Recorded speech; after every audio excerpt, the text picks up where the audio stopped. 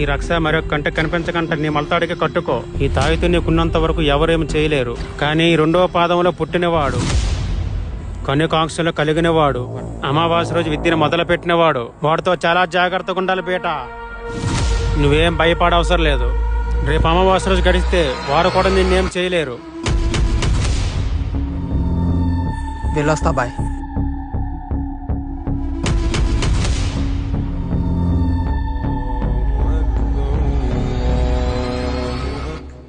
నా కూతురు చనిపోయిందని బాధ ఒకవైపు, చంపిన వాళ్ళని ఏమీ చేయలేకపోతున్నానని పగ ఒకవైపు. ఈ రెండిటి మధ్యలో నాలో నేను ఎంతో రగిలిపోయేవాణ్ణి.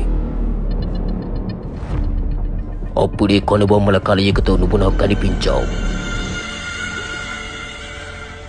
ఆ రోజు నుంచే నీ కోసం తెలుసుకోవడం మొదలుపెట్టా. నా పగ తీర్చుకోవడానికి ఆ భగవంతుడే నీ రూపంలో వచ్చినట్టు ఒక్క